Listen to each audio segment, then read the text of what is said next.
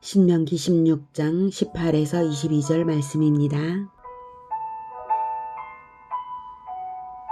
내 하나님 여호와께서 내게 주시는 각성에서 내 지파를 따라 재판장들과 지도자들을 둘 것이요 그들은 공의로 백성을 재판할 것이니라. 너는 재판을 굽게 하지 말며 사람을 외모로 보지 말며 또 뇌물을 받지 말라.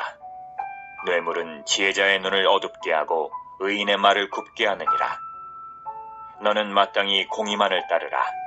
그리하면 내가 살겠고 내 하나님 여호와께서 내게 주시는 땅을 차지하리라. 내 하나님 여호와를 위하여 쌓은 제단 곁에 어떤 나무로든지 아세라상을 세우지 말며 자기를 위하여 주상을 세우지 말라. 내 하나님 여호와께서 미워하시느니라. 10. 사랑하는 형제 여러분, 2월 10일 수요일 새벽 목상에 오신 것을 환영합니다. 신명기 16장 17절까지는 절기 명령인데요. 우리는 규례를 명하시는 것을 볼 때에 그 이유를 궁금히 여겨야 합니다. 절기 명령을 하나하나 들여다보면 구원을 기념하라는 것이고 구원을 기념하되 이웃사랑으로 나타내라는 것을 알 수 있는데요. 하나님은 각 사람의 내적 동기까지 들여다보시는 분이십니다. 만일 구원을 기념한다면서 이웃에게 베풀어 준다 할지라도 그 동기가 자기 자신의 영광을 위한 것이라면 그 절기 실천 행위는 하나님과 무관한 것이 될 것입니다. 어떤 선행이나 종교 행위라 할지라도 근원적인 동기가 하나님을 위하는 것이어야 합니다. 왜냐하면 하나님이 주권자 되시며 하나님께서 우리를 구원하셨기 때문입니다. 하나님의 모든 명령의 근거는 내가 너희를 구원한 자다 이것입니다. 그런데 어떤 선행이나 종교 행위가 자기 영광을 위하는 것이라면 그 사람은 하나님의 구원과 무관한 사람이 되는 것이죠. 우상 숭배자가 되는 것입니다. 그래서 매년 3번 절기를 지키되 모든 남자가 무교절, 77절, 초막절에 하나님 여호와께서 택하신 곳에서 여호와를 배우라는 명령이 있었는데요. 바로 그것은 여호와만을 위하는 동기를 가지라, 자기 자신을 위하는 동기를 버리라는 의미일 것입니다. 절기가 즐거운 것이고 또한 이웃과의 관계를 즐겁게 하면서 또 즐기는 것이기 때문에 정말 하나님을 위하는 동기를 잃어버리기가 쉽거든요. 자기 자신을 위하여, 그리고 이웃에게 베풀 때도 역시 자기 자신을 위하는 그런 동기로 변질될 가능성이 있습니다.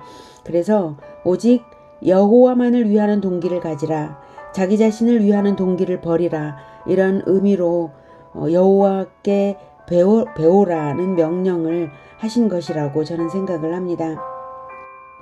절기 명령에 이어서 주신 명령, 오늘 그것을 읽었는데요. 공의로 재판하라는 것과 우상을 세우지 말라는 명령인데요. 갑자기 맥락이 달라지는 듯하게 느껴지죠. 하지만 동일한 맥락인 것이 하나님만을 위하는 동기를 가지라, 자기 자신을 위하는 동기를 버리라는 점에서 같은 것입니다.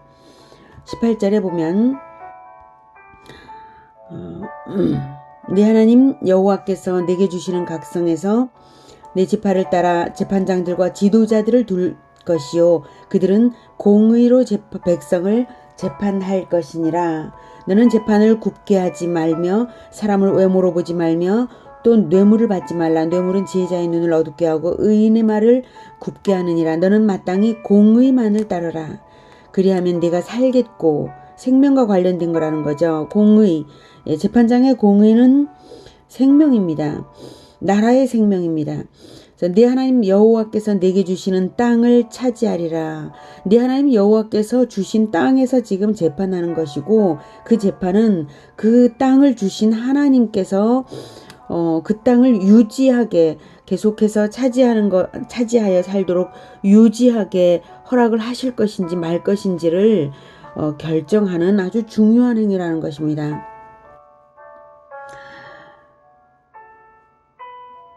절기 명령을 이스라엘이 외면적으로 잘 지킨다 해서 전부가 아닌 것처럼, 그 동기가 중요한 것처럼 재판장 즉 지도자의 공의는 하나님을 대신하는 것이기 때문에 지도자가 오직 하나님을 대신해서 하나님을 위하는 재판을 해야 이스라엘에게 신정 정치가 이루어지는 것이지, 절기 명령을 외면적으로 잘 지켰다 해서 온전한 것이 아니거든요.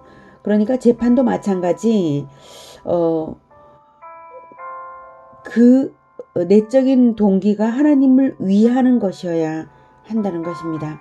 나라의 생명과 번영과 운명은 하나님의 공의 준수 여부에 전적으로 달렸습니다. 그 하나님의 공의의 근본은 하나님을 위하느냐 자기를 위하느냐 이것이죠.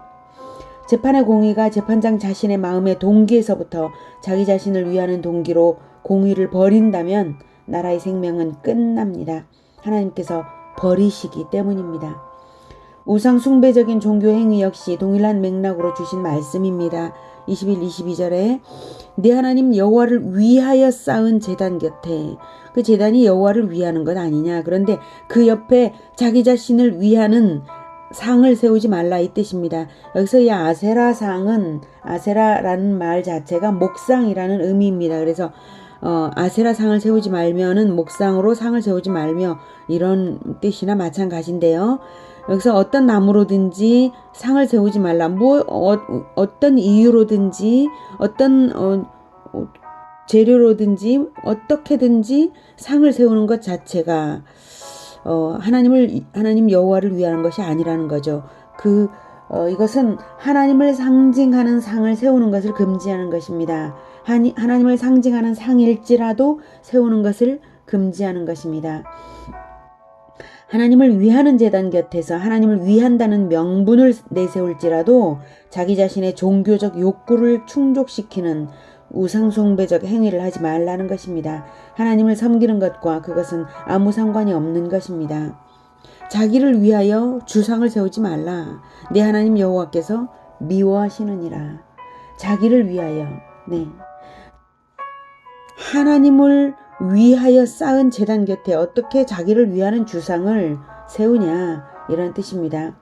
선한 동기로 보일지라도 한낱 종교적 욕구를 충족시키는 행위를 하나님은 미워하십니다. 오늘날도 이적과 기사와 예언 그런 것들로서 하나님을 애써 가시화하려는 그러한 것을 경계해야 합니다. 하나님은 무슨 증명이 필요하시지 않죠. 모든 구원 계시와 명령을 성경으로 다 보여주셨기 때문입니다. 우리는 오직 성경에서 하나님의 그 마음을 알아들이고 하나님께서 기뻐하시는 그 근본적인 것, 그것만을 가져야 합니다. 하나님의 구원에 대한 감사의 동기로만, 순전한 하나님 사랑의 동기로만 행해야 하겠습니다. 나 자신을 위하는 동기는 철저하게 버리는 그 마음이, 그리고 그 자기 자신을 점검하는 그것이 우리에게는 언제나 필요합니다. 기도하겠습니다. 하나님, 우리는 하나님을 위하는 신앙 행위에도 불구하고 그 신앙 행위조차도 나 자신을 위하는 동기로 얼룩질 때가 있습니다. 우리 자신이 얼마나 어리석은지요. 우리 자신이 얼마나 연약한지요. 우리의 마음을 살펴주셔서 우리 마음의 근본적인 동기를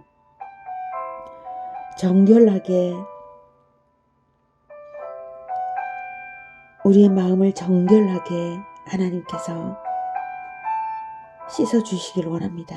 예수 그리스도의 보혈을 다시 뿌려주시고 씻어주시옵소서. 예수 그리스도께서 십자가에서 보혈을 흘리실 때 자기 자신을 위하는 동기가 전혀 없으셨고 오직 하나님을 위하여 그렇게 하셨음을 다시 생각하면서 우리가 오직 하나님을 위하여 살 수 있도록 도와주시옵소서. 근본적인 동기에서부터 나 자신을 위하는 동기를 버릴 수 있도록 도와주시옵소서. 우리가 그렇게 버리겠습니다. 이웃을 사랑할 때 나 자신의 영광을 생각지 않게 하여 주시고, 또한 공의의 어떤 행동을 할 때에 겉뿐인 공의가 아니라 내면적인 겉과 속이 완전히 동일한 정직성으로 공의를 행할 수 있게 주님 도와주시고, 우리의 모든 행위가 하나님을 위하는 것이 되게 주님 우리를 붙들어 새롭게 하여 주시옵소서.